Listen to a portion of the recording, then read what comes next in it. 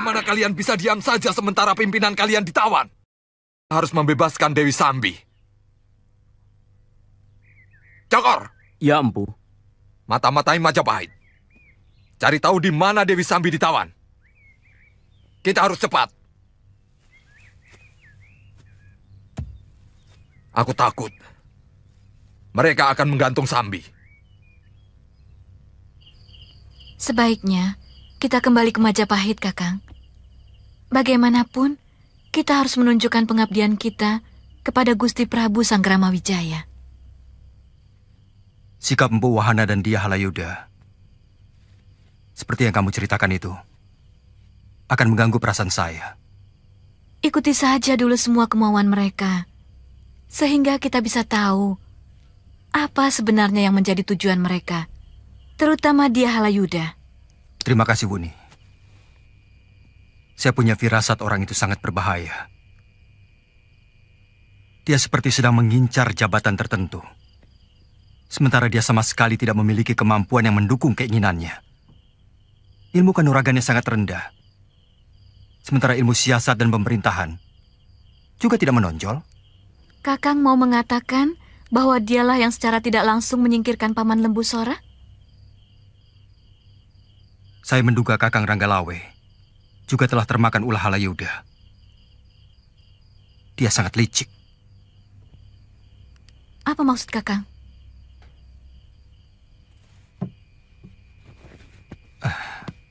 Adu domba dan fitnah. Karena sifat Kakang Ranggalawe yang gerusa-gerusu dan mudah percaya, maka dia melakukan perbuatan yang kurang terpuji di hadapan Gusti Prabu. Itu kenapa saya mengajak Kakang untuk sementara menetap di Majapahit. Bagaimanapun, Gusti Sanggramawijaya harus diselamatkan dari sifat buruk dia Halayuda, Kakang. Yang harus kita peringatkan adalah Gusti Patih Nambi. Saya takut dia menjadi sasaran berikutnya dari Halayuda. Pangkat tertinggi sesudah raja adalah Mahapati. Kelihatannya orang itu sangat menginginkan dirinya menjadi patih. Menjadi Mahapati kalau memang perlu. Dari mana Kakang tahu? Dari mata dia pada setiap penghadapan. Sorot matanya tampak iri sekali setiap dia memandang Patih Nambi. Jadi, bagaimana rencana Kakang? Kalau bisa, kita harus berhasil menumpas Empu Tong Bajil dan semua anak buahnya. Baru kita pulang ke Majapahit. Ini juga menyangkut pedang naga puspa yang harus segera saya rebut kembali. Sangat berbahaya pedang pusaka itu ada di tangan Empu Bajil. Katanya cuma teman. Tapi kok memijit Kakang Kamandanu? Dasar perempuan muda. Loh, Jinggan. Iya, Pak.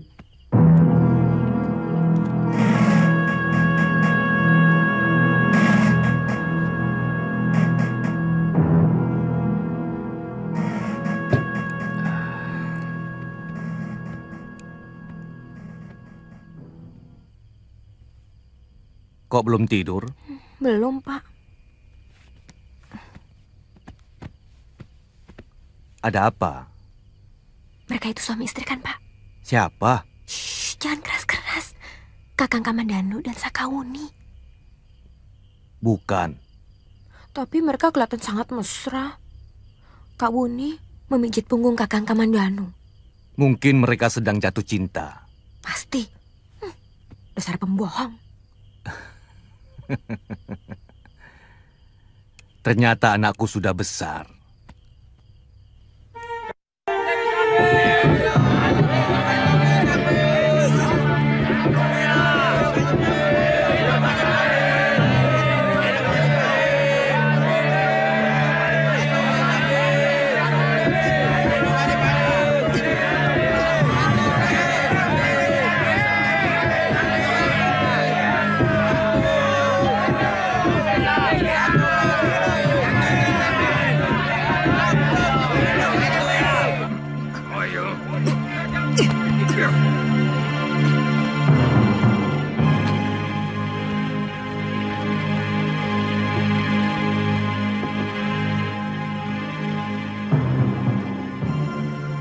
Saya benar-benar bangga. Ternyata perwiramu berhasil menang pimpinan perusuh yang selama ini membuat keresahan di Gunung Lamongan yang gagal dilakukan oleh Begundal Lembu Sora dan Putri Banyak Kapuk yang merasa paling jago. Saya tidak meleset dalam memilih orang Adiala Yuda. Rawedeng dan Rayuyu adalah calon perwira masa depan. Ini benar-benar berita yang mengejutkan Kakang Wahana. Ternyata yang ditangkap Rawedeng dan Rayuyu adalah salah satu gerombolan pengacau yang dulu disewa Pati Kebo Mendarang dari Gelang-Gelang untuk menghancurkan Singosari. Ternyata perwiramu lebih hebat dari yang kita duga. Kalau tidak salah, dia yang bernama Dewi Sambi. Betul, Kakang. Dia terkenal memiliki ilmu tapak wisa yang sangat membahayakan. Hebat, hebat. Jadi kamu tangani sendiri penjahat itu, Rawedeng? Kami bersama-sama, Gusti. Dengan Rayuyu. Sementara yang lain menghadapi anak buah mereka yang rata-rata memiliki ilmu kanuragan yang tinggi. Luar biasa. Lalu apa yang harus dibanggakan oleh Arya Kamandanu dan Sakawuni? Mereka gagal dan bahkan melarikan diri dari tugas. Saya akan mengusulkan kepada Gusti Prabu supaya kalian berdua mendapat penghargaan.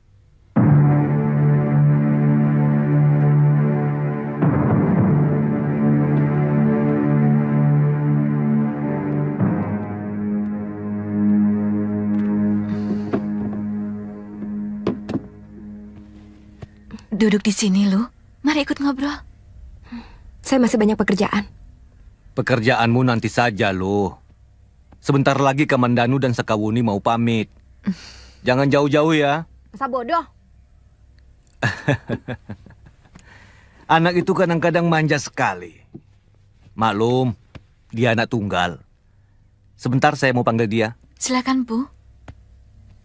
Kelihatannya anak itu jatuh cinta sama Kakang. Dari mana kamu tahu? Saya kan sama-sama wanita. Saya memiliki naluri yang sama. Dan saya tahu dia benar-benar jatuh cinta sama Kakang. Tapi rupanya dia kecewa karena saya. Dia kira saya menjadi kekasih Kakang. Kasian. Dia harus diberitahu siapa saya sebenarnya. Kakang bangga dicintai banyak gadis? Kok banyak? Iya. Pertama Nari Rati. Kemudian Mesin. Lalu Nini Lujinggan. Kakang bangga kan? Saya tidak pernah merasakan kebanggaan apapun. Karena sedikit pun saya tidak pernah merasa ada wanita yang mencintai saya. Saya baru tahu bahwa Nari Rati mencintai diri saya setelah dia dinikahi oleh Kakang Arya Dwi Pangga. Kemudian Mesin. Saya tahu bahwa dia adalah wanita yang sangat setia kepada suaminya. Bagaimana mungkin dia bisa mencintai saya? Kadang-kadang saya merasa menjadi lelaki yang paling kesepian di dunia ini.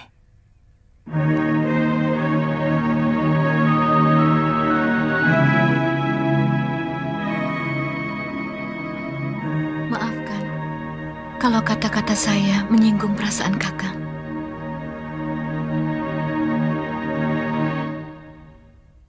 Dia seperti sengaja memanas-manasi saya. Dia selalu berusaha untuk menghalang-halangi saya dekat dengan Kakang Kamandanu. Loh, kok neladrah begitu? Apa selama ini kamu sudah dekat dengan Kamandanu? Tapi selama ini Kakang Kamandanu selalu baik pada saya. Ramah dan... Loh, Kamandanu sudah bercerita banyak kepada Bapak bahwa dia mencari istrinya yang hilang. Dan Sakawuni adalah teman seperjuangannya sewaktu menumpas penjahat dan waktu membantu orang-orang Majapahit menghancurkan kekuatan Kediri. Kakang Kamandanu sudah beristri. Dia tidak pernah cerita. Istrinya orang Mongolia, Kita Nagari.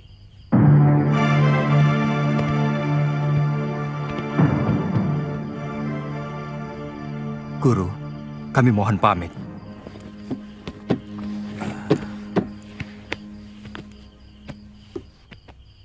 Ada beberapa tugas yang harus kami lakukan.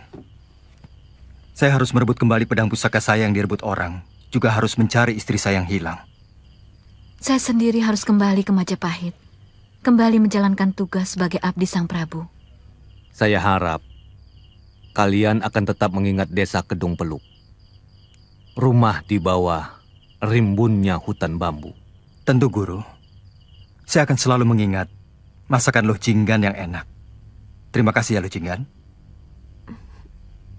Hanya ini kenang-kenangan dari saya, Luh. Saya senang punya sahabat seperti kamu. Semoga persahabatan kita bisa abadi.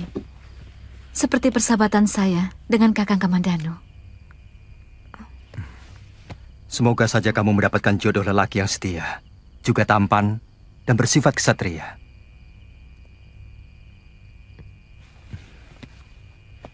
Saya mohon pamit, Guru. Selama ini saya lebih suka lewat Surapringga, menyusur Kalimas sampai ke Canggu, baru ke Majapahit. Jadi lebih aman. Iya, sejak munculnya begal di Gunung Lamongan, pelabuhan Tuban jadi semakin sepi.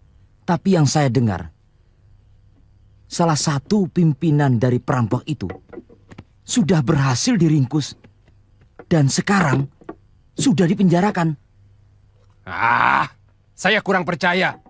Bisa saja berita itu dikeluarkan raja supaya para saudagar seperti kita merasa aman. Terus terang, sebelum saya melihat sendiri pentolan rampok itu di penjara, saya masih belum percaya. Sebenarnya, kita bisa bertanya kepada pihak keamanan negeri ini.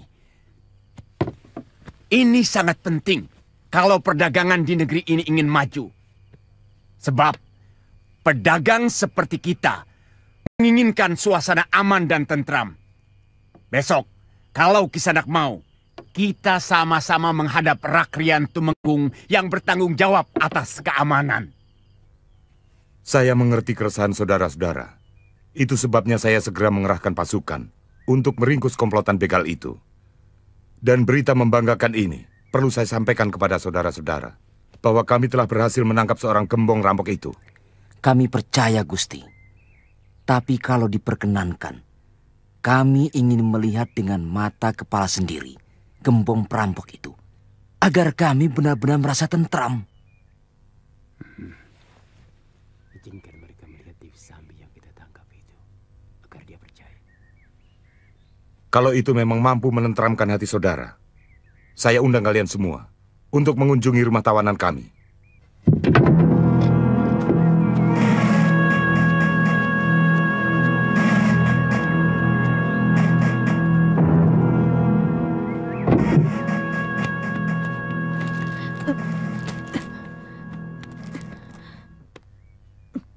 Dia dan komplotannya selama ini mengganggu dan mengacau di daerah Gunung Lamongan, dan pasukan kami masih terus mengejar sisa-sisa para begal yang tinggal beberapa gelintir orang.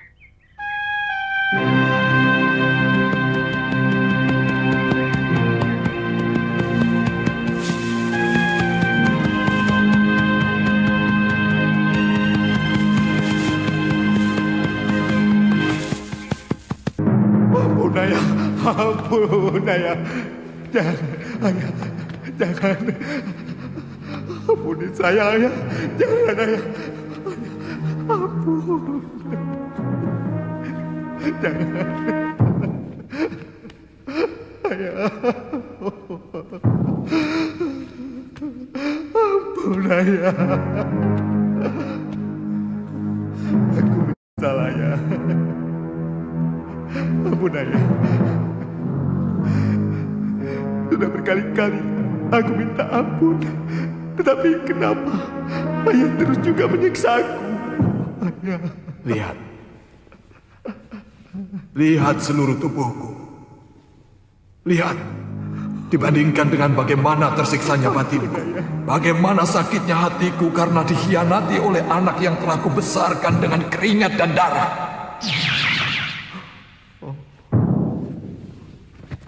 Apa yang kau cari, Kakang?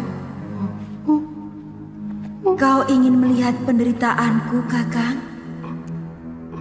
Kau ingin melihat bagaimana aku harus kesepian dalam kehidupan abadi yang menyakitkan? Ampun, Rati. Ampun. Jangan kau menyiksa aku setiap malam. Aku letih. Hah, Kakang selalu hanya memikirkan diri sendiri. Padahal aku harus menderita setiap saat karena berpisah dengan Panji, berpisah dengan dunia yang masih kucintai.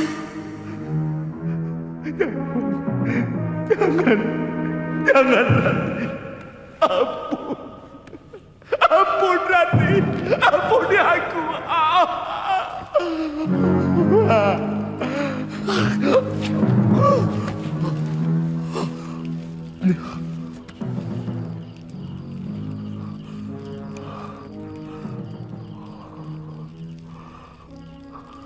Mimpi itu datang lagi.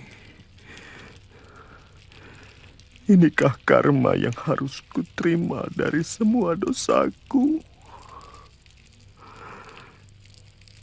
Inikah siksa dunia itu? Oh.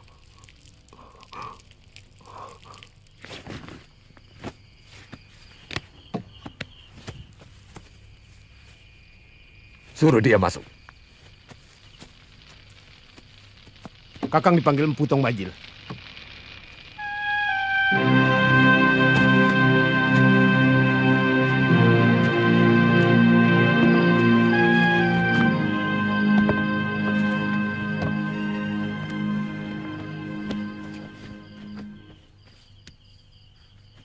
Benar, Kakang. Nyai Dewi ditawan dalam penjara Majapahit. Buatkan segera gambaran letaknya. Kita harus membebaskan dia. Hanya dengan 30 orang, Kakang Empu. Kenapa? Takut? Jumlah pasukan dalam satu penyerangan. Itu tidak penting. Waktu dan sasaran yang tepat. Itu lebih menjanjikan keberhasilan. Tapi harus secepatnya, Kakang Bajil. Saya dengar Nyai Dewi mau segera digantung dalam pekan ini juga. Cepat kamu buatkan peta penjara itu. Besok kita mulai berangkat. Semua orang harus memakai pakaian yang bagus. Siapkan gerobak untuk mengangkut barang-barang jarahan kita. Seolah-olah itu barang dagangan.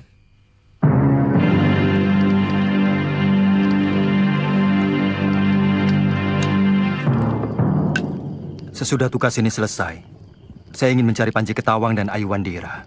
Apa mungkin mereka masih hidup? Padahal gubuk itu habis terbakar. Firasat saya mengatakan mereka belum mati. Bagaimana firasat tentang Mesin? Saya tidak tahu. Ada sesuatu yang mengganggu. Seolah-olah hubungan batin saya dengan batin dia terputus. Mungkin dia tidak menghendaki pertemuan lagi. Pada dasarnya hanya satu yang dicintai Mesin, yaitu Losisan suaminya.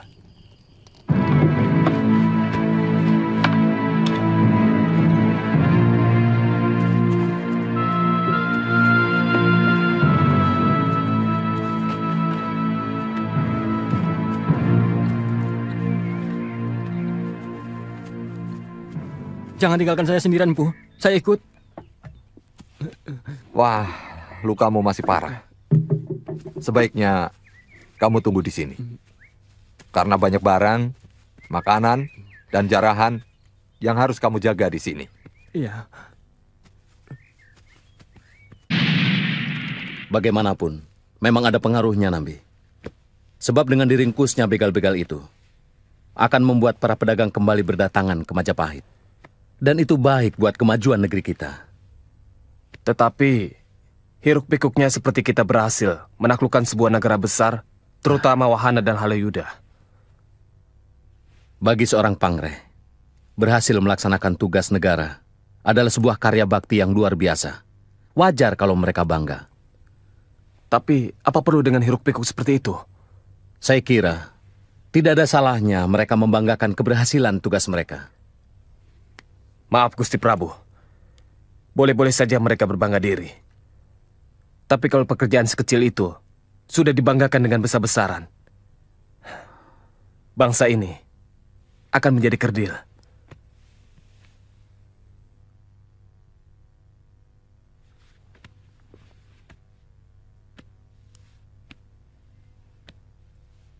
Katakan kalau Kakang masih punya pendapat lain. Mereka harus dibiasakan untuk tidak usah terlalu bangga dengan hasil pekerjaannya, Gusti. Sebab kalau sampai mereka membiasakan seperti itu, akibatnya kita bisa kehilangan kewaspadaan dan akan kaget ketika tiba-tiba kita kecolongan. Pendapatmu itu ada benarnya, Kakang. Dan yang paling mengkhawatirkan, kalau para mantriku sudah saling mulai bersekutu, saling memuji, untuk mendapatkan kebanggaan semu yang mereka ciptakan sendiri, demi kesenangan hati saya. Itu sebenarnya yang ingin saya ungkapkan, Gusti Prabu.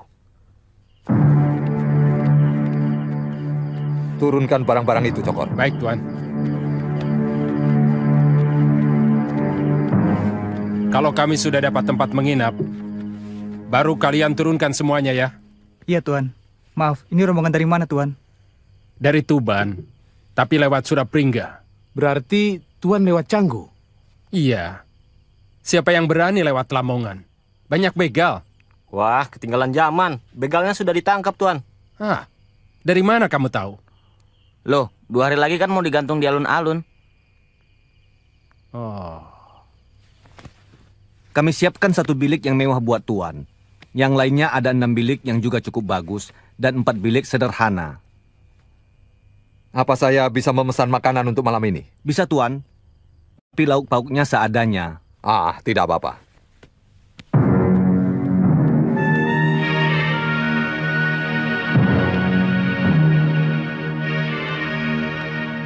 Bagaimana? Ada biliknya untuk 30 orang? Semuanya sedang disiapkan, Tuan. Kalau begitu, suruh orang-orang itu menurunkan barang-barang dari pedati. Baik, Tuan. Taruh di tempat yang tidak bocor. Baik, Tuan. Di mana kamar Tuan Wanaraga? Di ruang belakang yang paling besar, Tuan.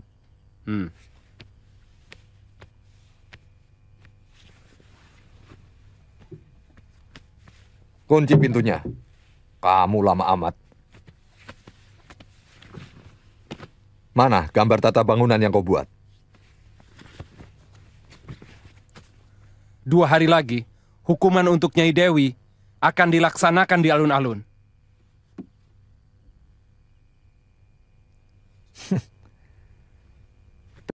Kita bergerak. Siang hari gelar dagangan dekat dengan tembok keliling benteng.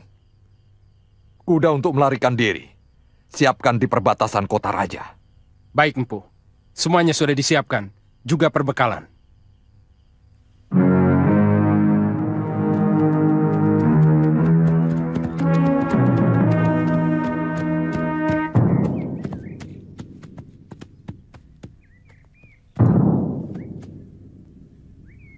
Ada apa, Kakang? Bekas pertarungan. Saya yakin sarang mereka tidak jauh dari tempat ini. Benar. Melihat pakaian korban, tentu mereka ini perampok. Kita cari sarang mereka. Ya. Ya. Ya.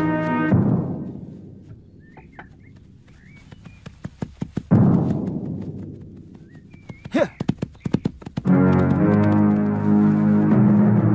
Ya.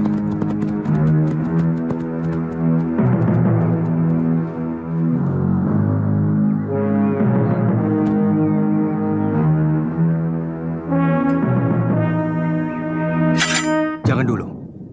Saya takut ini jebakan.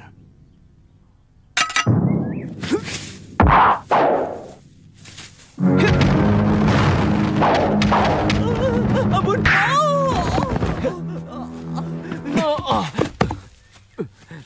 Ketika kami saling bertengkar sesama kami, tiba-tiba muncul seorang pendekar aneh yang sangat sakti. Dalam waktu singkat, membabat semua kawan saya, termasuk Nyai Dewi. Jadi Dewi Sambi bukan dikalahkan oleh tentara Majapahit? Mereka datang setelah kami semua dikalahkan pendekar itu.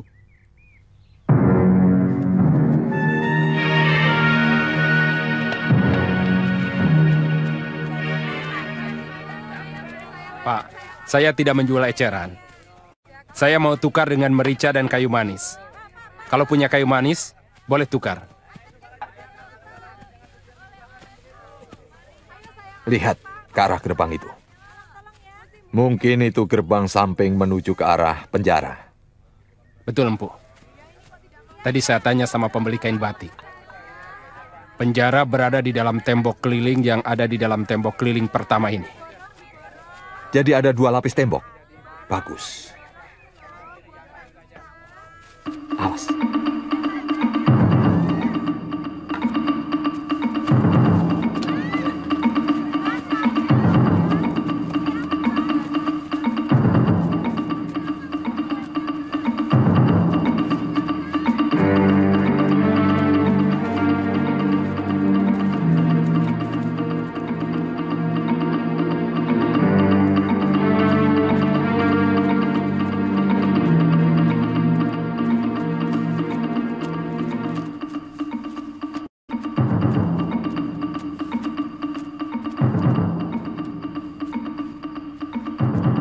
Kamu bikin ribut ke arah sana dengan 4 orang. Agar penjaga-penjaga itu bergerak ke arah kamu. Setelah itu sisanya, aku yang menyelesaikan. Paham?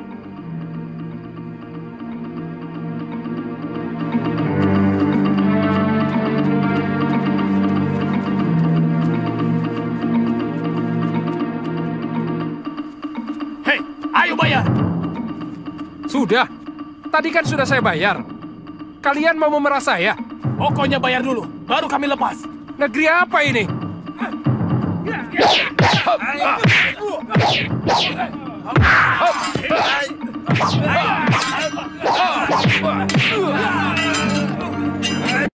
Ada apa ini ribut-ribut?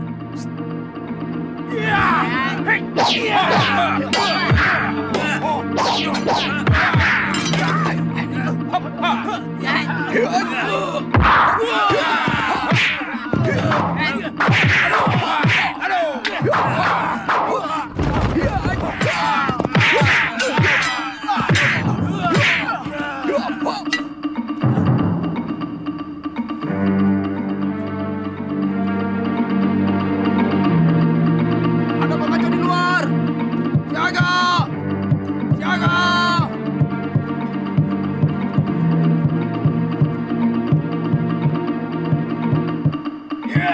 Dobrak pintu!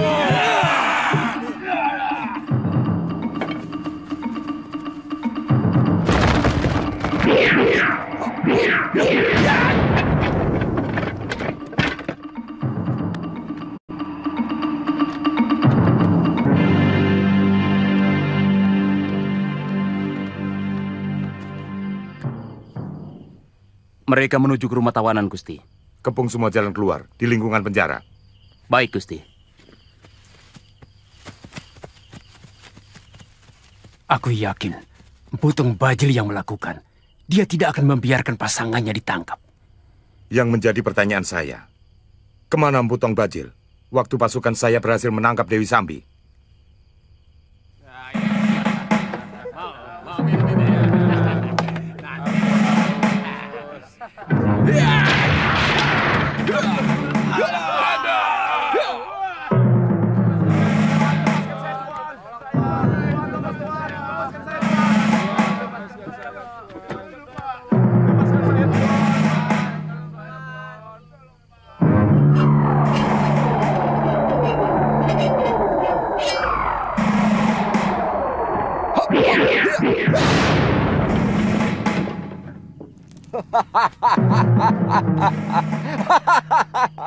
Saya kira Kakang tidak berani membebaskan saya.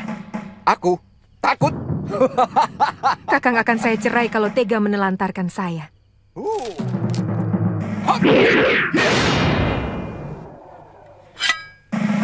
Hei, bebaskan aku juga.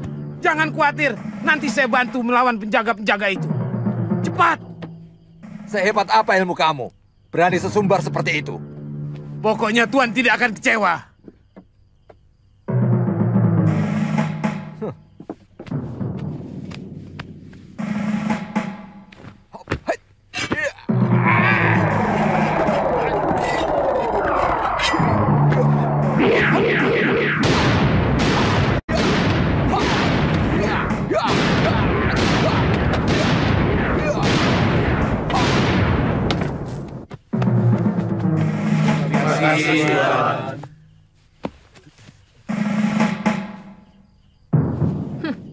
Kalau kalian mau berterima kasih, ikut kami.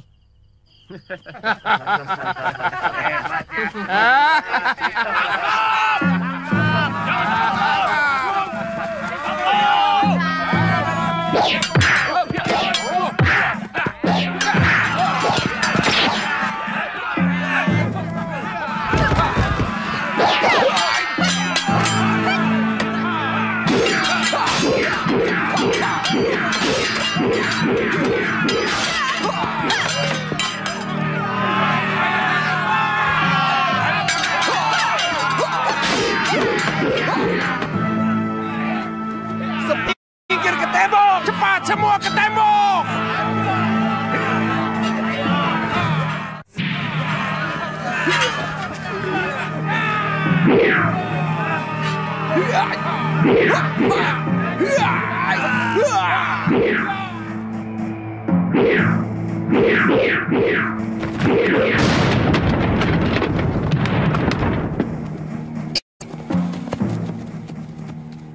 Kejar, tangkap mereka. Pada pendekar pendek itu, setahu saya, biasanya dia menggunakan tongkat, tapi kali ini dengan pedang. Dan saya sepertinya kenal dengan pedang hebat itu. Maksud Kakang? Pedang itu milik Arya Kamandanu. Saya melihat keampuhannya waktu dia menyerang Kediri. Lantas? Saya curiga ada apa-apa antara Kamandanu dengan begal-begal itu. Sampai sekarang, Bagonda Lembu Sora dan Ranggalawi itu belum pulang ke Majapahit sejak tugas itu diberikan kepadanya. Dan Putri Banyak Kapuk waktu melapor seperti sengaja menutup-nutupi dengan mengatakan bahwa Kamandanu masih ada keperluan lain. Tapi apa alasan Kamandanu melakukan itu? Di Majapahit dia punya kedudukan cukup baik. Dalam masalah yang menyangkut Ranggalawe maupun Lembu Sora, dia tidak memihak. Saya kira yang tahu alasannya adalah Arya Kamandanu sendiri. Kita kadang-kadang tidak bisa tahu perilaku aneh kaum pendekar. Memalukan. Kalau begini terus, kita bisa kehilangan kepercayaan rakyat dan para saudagar yang berniaga di Majapahit. Seolah-olah kita tidak mampu menghadapi begal picisan seperti mereka. Selama ini, kalian berlebihan. Dalam menikmati keberhasilan, akhirnya kebobolan. Ampun Gusti, saya yakin ada yang telah berkhianat. Jangan kau tutupi keteledoranmu, Halayuda, dengan kesalahan orang lain. Saya paling tidak suka itu. Ampun Gusti Prabu, sama sekali saya tidak mencari kambing hitam. Selama ini saya melihat sendiri bagaimana ketatnya penjagaan yang telah dilakukan oleh Empu Wahana dengan pasukannya. Saya melihat dengan mata kepala sendiri kejadian itu. Jangan bertele-tele, langsung pada intinya. Pimpinan begal itu memiliki senjata sakti yang mampu menjebol pintu gerbang dan bahkan tembok keliling benteng. Lalu, apa hubungannya dengan pengkhianatan? Pedang itu milik Arya Kamandanu, Gusti. Saya pernah melihat bentuk dan kehebatannya waktu dulu kita menyerang Kediri. Betul, Gusti. Pedang itu memang luar biasa. Kakang Nambi, taruhlah pedang itu milik Arya Kamandanu. Apakah pasti bahwa dia berkhianat? Bisa saja Kamandanu dikalahkan Tong Bajil dan kemudian pedangnya dirampas. Tuduhan seperti itu sangat membahayakan Halayuda, sebab menyangkut hukuman mati yang harus dia tanggung. Apa mungkin dengan pedang sehebat itu, Arya Kamandanu bisa dikalahkan oleh Tong Bajil. Saya menyaksikan sendiri kehebatan ilmu kanuragan Kamandanu. Kemudian, dari mana Tong Bajil bisa mengetahui letak penjara dengan tepat? Dia bukan orang Majapahit. Dua alasan itu, Pati. Jangan terlalu merendahkan saya sebagai tukang fitnah. Saya juga punya harga diri. Ampun, Gusti Prabu. Hamba mohon jangan terburu-buru menuduh Arya Kamandanu sebelum kita bisa membuktikannya. Hamba cukup kenal dengan watak anak muda itu. Dia setia. Ranggalawe dan Lembu Sora jauh lebih setia dari anak itu. Tapi bagaimana akhirnya? Saya paling tidak suka kamu membawa-bawa Kakang Lawe dan Paman Lembu Sora dalam masalah ini, Halayuda. Biar bagaimanapun, mereka adalah kesatria Majapahit yang harus kita banggakan. Dan saya sangat menghargai mereka. Maaf, Gusti Prabu. Tugasmu sebagai Rakyat Tumenggung Puwahana, Empu Sasi. Tangkap para perampok itu. Hidup atau mati. Lebih baik kita pulang dulu, Kakang. Sesudah mandi dan ganti pakaian, baru kita ke rumah Empu Wahana. Ya, saya juga harus segera menjelaskan kepergian saya.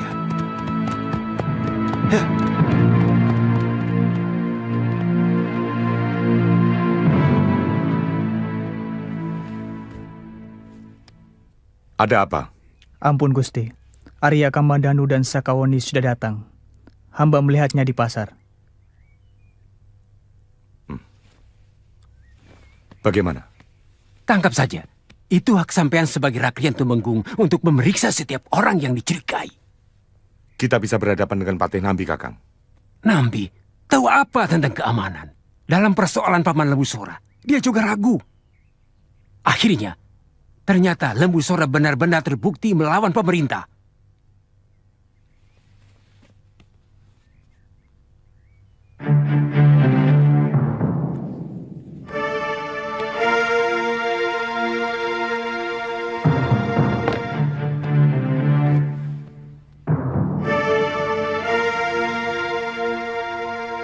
Arya Kamandanu, keluar!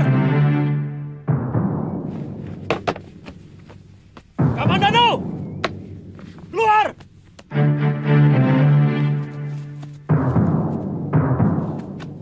Ada apa, Penggawa? Apakah kalian tidak bisa menyuruh anak buah kalian sedikit berlaku sopan? Saya juga seorang perwira Majapahit. Maaf Arya, ini perintah langsung dari Gusti Tumenggung Wahana. Untuk menggerebek saya? Untuk menangkap Arya. Apa kesalahan saya? Kami tidak perlu tahu. Bagus. Kalian benar-benar gambaran tentara sejati. Wuni, saya akan pergi sebentar. Saya ikut. Saya bisa menjadi saksimu, Kakang. Tidak usah.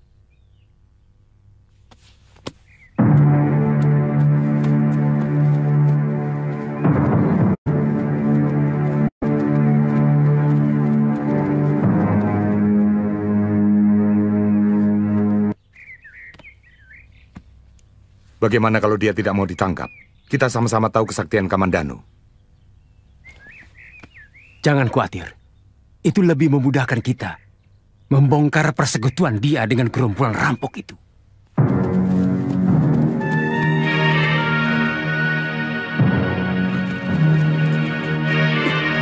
Apa kesalahan saya, Empu? Kenapa saya diperlakukan seperti rampok? Dikepung dan ditodong senjata. Kau harus mempertanggungjawabkan perbuatanmu yang menyebabkan tawanan kami lolos. Saya benar-benar tidak mengerti. Apa hubungan saya dengan kejadian yang Tuan bicarakan? Kamu telah meminjamkan pedang pusakamu kepada Tong Bajil dan membocorkan letak penjara kepada pimpinan begal itu. Fitnah! Saya... Kamu bisa pertanggungjawabkan di hadapan Gusti Prabu. Pasung dia! Nanti dulu. Saya tidak mau diperlakukan seperti penjahat.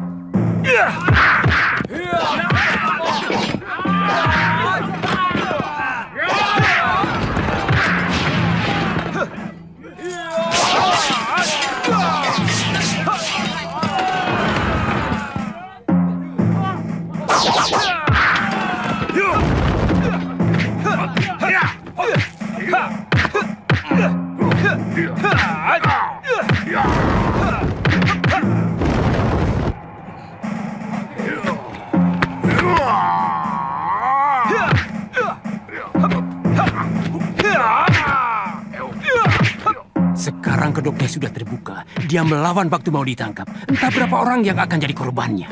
Siapapun akan melawan kalau merasa harga dirinya diinjak-injak. Saya tidak suka cara kalian menangani persoalan.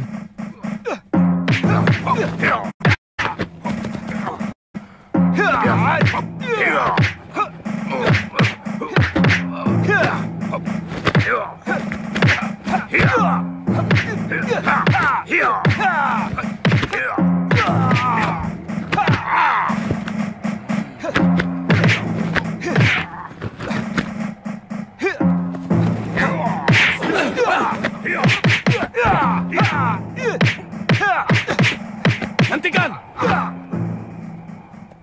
Memalukan. Apa pantas seorang temenggung dan seorang penggawa utama bertiga seperti itu? Dia melawan perintah Kakang Pati. Benar, Kamandanu? Kau melawan perintah atasanmu? Ampun Gusti Patih, saya tidak akan melawan kalau perintah atasan saya tidak menginjak-injak harga diri saya. Dia mau merantai tangan saya atas dasar kesalahan yang saya tidak ketahui, Gusti Patih. Kau telah berkhianat kepada Majapahit. Kau apa? Diam, Halayuda. Ini bukan urusanmu. Saya mohon keadilan, Gusti Patih. Saya mohon diberi kesempatan untuk mengetahui apa tuduhan kesalahan saya, supaya saya bisa membela diri. Kita bersama-sama menghadap Gusti Prabu. Karena Gusti Prabu adalah puncak keadilan itu sendiri. Bagaimana jawabanmu dengan tuduhan itu, Kamandanu? Memang pedang itu milik saya, Gusti Prabu. Dalam pertarungan melawan Tong Bajil, saya terkena pukulan jurus Segoro Geni.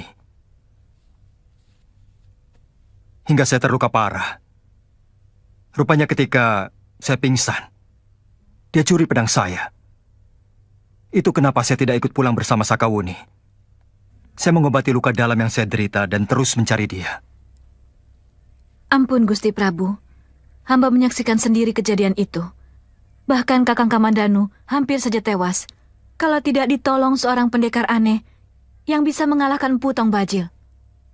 Kedengarannya memang masuk akal, Gusti. Tapi bisa saja yang terjadi adalah sebaliknya. Dia sengaja bersekutu dengan gerombolan begal itu, meminjamkan pedangnya. Lalu seolah-olah dia dikalahkan.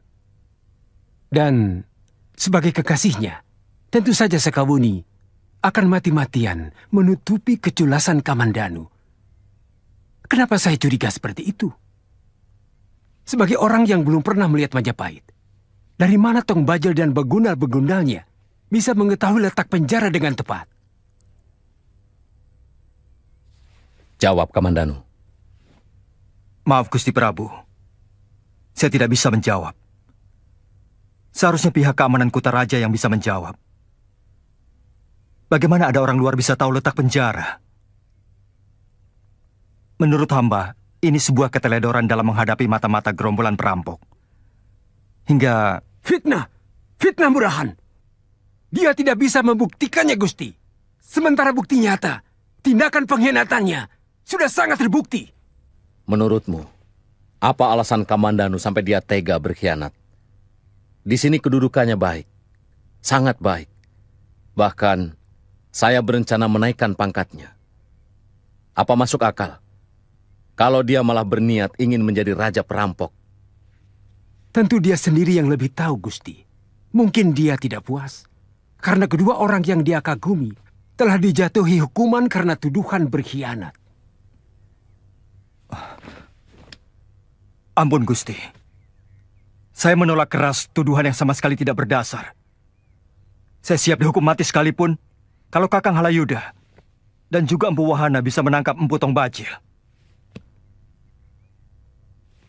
Dan kemudian memaksa pimpinan gerombolan perampok itu untuk mengaku bahwa saya memang telah berkomplot dan meminjamkan pedang pusaka saya.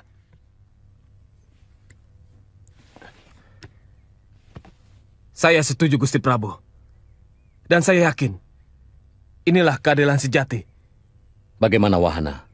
Halayuda, Kamandanu siap menerima hukuman kalau kalian bisa membuka mulut Tong Bajil bahwa mereka memang berkomplot dengan Kamandanu.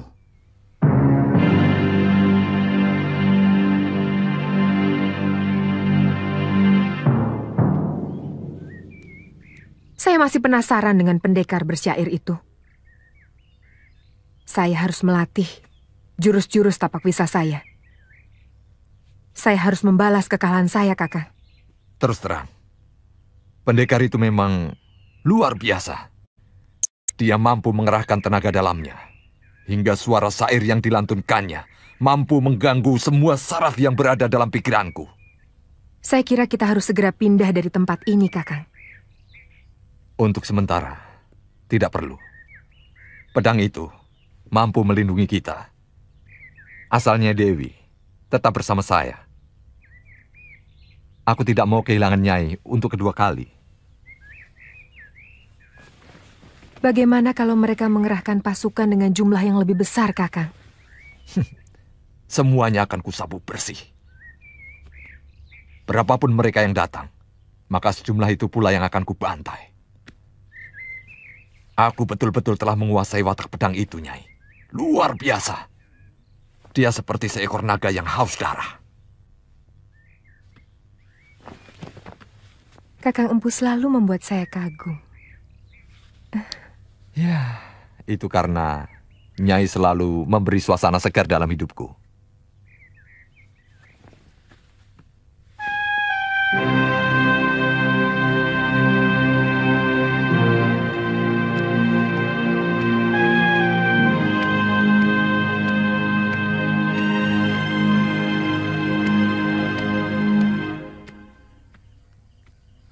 Kalau Kakang menganggap rencana itu lebih baik, kita bisa mengajukan permohonan itu kepada Kakang Patinambi, atau langsung pada Gusti Prabu.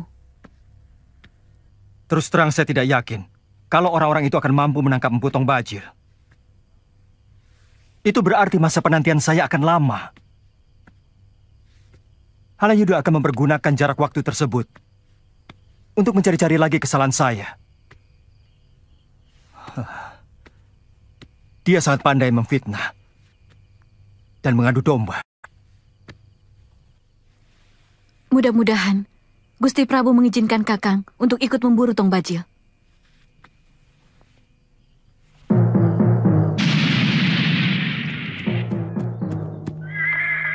Gustimu sudah bangun? Sudah, Gusti.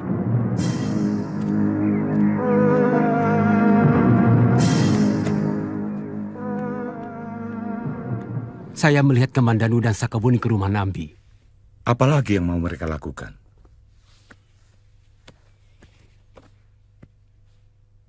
Nambi akan membahayakan kedudukan kita, Empu. Mulut dia sangat berbahaya. Dia bisa mempengaruhi Gusti Prabu. Kira-kira apa yang akan mereka lakukan?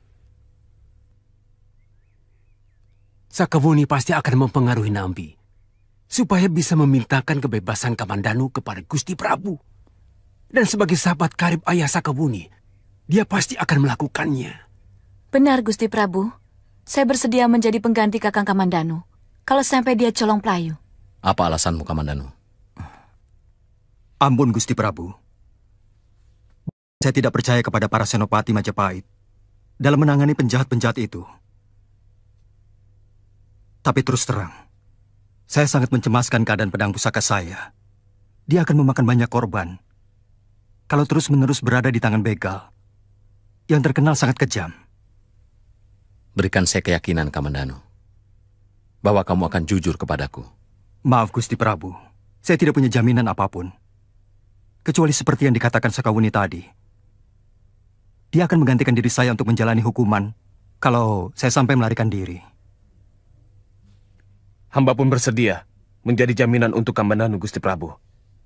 Sebab ternyata yang mengalahkan Dewi Sambi adalah bukan pasukan ronda yang dikirim oleh Empu Wahana dan Dia Halayuda. Hamba akan mengorek keterangan dari Resapati. Apa maksudmu? Ampun, Gusti Prabu. Kamandanu dan Sakawuni telah berhasil mengorek keterangan dari seorang perampok yang luka, yang tidak ikut dengan Tong Bajil kemari, bahwa yang telah mengalahkan Dewi Sambi dan sebagian pimpinan rampok itu adalah seorang pendekar aneh yang datang dan menghilang secara tiba-tiba. Benar, Kamandanu? Benar, Gusti. Dan menurut anggota rampok yang terluka itu, ciri-ciri pendekar itu sama dengan yang telah menyelamatkan saya dari keganasan Empu Tong Bajil.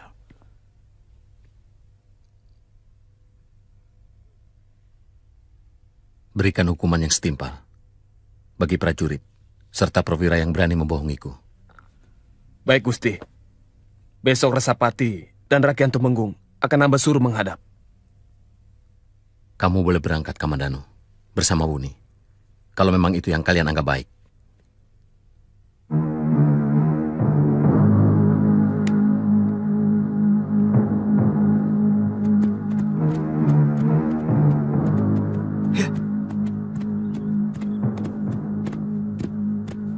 Apa mungkin mereka masih berani bercokol di Gunung Lamongan, Kakang?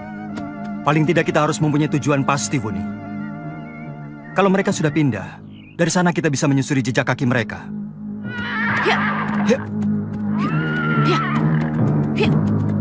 Mestinya Resapati tidak perlu diikutkan dalam urusan ini. Dia cuma penunjuk jalan. Gusti Prabu memerlukan mata, telinga, dan kejujuran.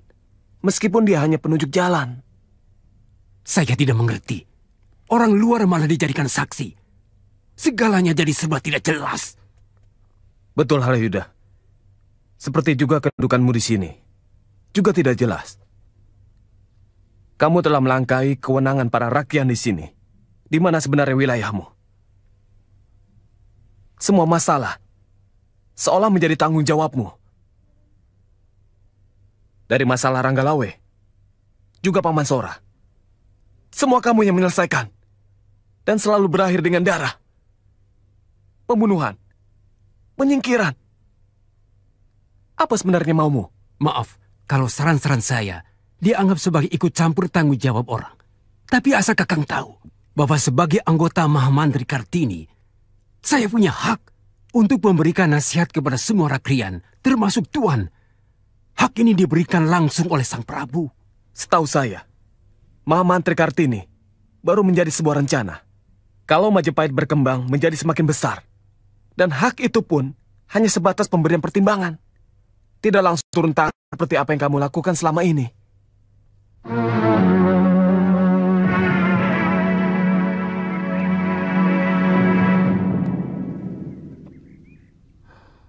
Jadi benar. Laporan yang mengatakan bahwa rampok wanita itu sudah dalam keadaan luka parah waktu ditangkap oleh pasukan. Benar, Gusti Prabu. Kami menemukan 6 orang rampok sudah tewas. Sementara rampok perempuan itu dalam keadaan terluka parah. Bagus. Kamu tahu siapa yang menyerang mereka? Hamba tidak tahu, Gusti Prabu. Kami tidak pernah mengatakan bahwa pasukan ronda yang mengalahkan rampok itu. Tapi yang jelas, kamilah yang menangkap Dewi Sambi itu dan memenjarakannya. Kalian memang tidak mengatakan kalau kalian sudah berhasil meringkus para perampok-perampok itu. Tapi kebanggaan kalian, keberhasilan kalian yang terlalu berlebih-lebihan, memberikan kesan bahwa kalian sudah memberikan jasa yang luar biasa besar. Meringkus gembong perampok. Ampun, Gusti Prabu. Mungkin kami sedikit berlebihan, tapi kami bukanlah pembohong. Kami bersumpah untuk menangkap kembali mereka dan menyeret mereka ke tiang gantungan. Buktikan kata-katamu, Wahana. Demi harga diri Majapahit yang sudah kalian coreng. Seharusnya, ini menjadi tanggung jawabmu sebagai Rakrian Tumenggung. Bukan orang lain. Dan jangan biarkan orang lain merecoki tugasmu. Baik, Gusti. Nambi merasa tindakanmu telah menghalang-halangi kiprahnya di hadapan Gusti Prabu. Maksud Kakang? Empu, sudah lama saya mengamati Pati Nambi. Kelihatannya dia seorang yang pendiam dan jujur. Tapi hatinya penuh ular.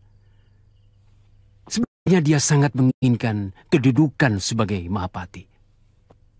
Sehingga dia juga punya kekuasaan dalam menangani keamanan negara. Punya hak memerintah prajurit. Seperti yang Empu kuasai sekarang. Sayangnya, jabatan seperti itu belum diperlukan oleh negara baru seperti Majapahit ini. Tapi, saya tidak pernah melihat tanda-tanda seperti itu dalam tindakan Kakang Patih sehari-hari.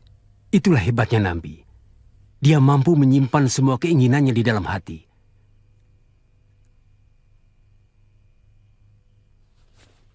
Peristiwa Ranggalawe dan Paman Lembu Sora sebenarnya adalah rekayasa Patinampi. Saya menyadari setelah segalanya terjadi.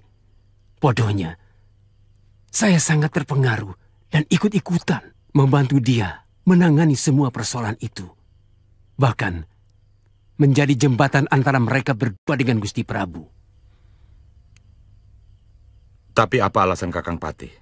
Pangkat dia lebih tinggi dari Paman Lembu Sora dan Ranggalawe. Sebenarnya berpangkal dari kecemasan Nambi sendiri. Seperti kita sama-sama tahu bahwa kemampuan Nambi sebagai patih sangat kurang. Jauh lebih cerdas Ranggalawe maupun Paman Lembu Sora. Dia cemas kalau suatu saat tersaingi oleh kedua orang itu. Terutama Ranggalawe. Seperti yang terjadi sekarang ini. Dia mulai cemas kepadamu.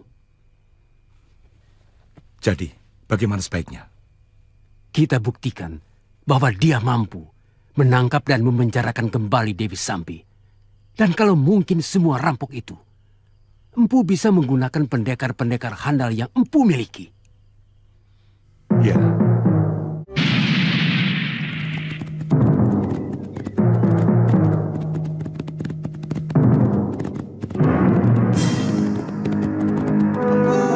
Ada yang datang kemari. Empu, ada 2 orang datang kemari. Ada berita penting. Anak-anak perlu dikasih tahu. Jangan pernah berani mengganggu tidurku.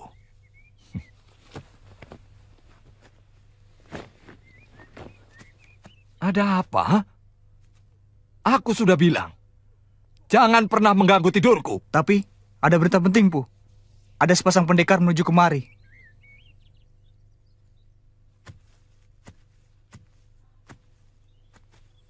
Mungkin pendekar yang tempoh hari kemari, Empu. Jangan-jangan Kamandanu. Dugaanmu betul sekali, Tong Bajil.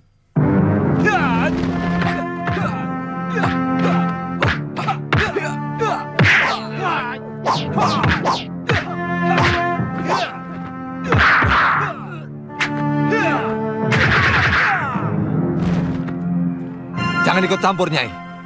Aku mau habisi ini dengan tanganku sendiri.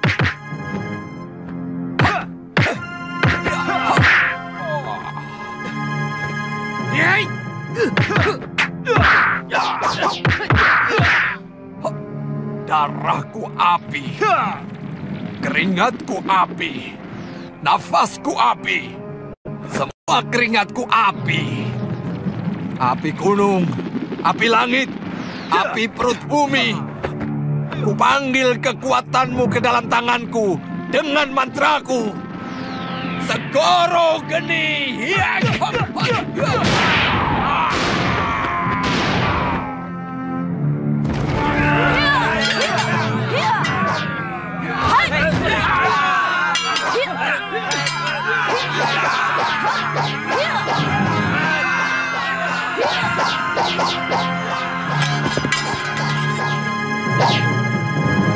Kakang Bajil!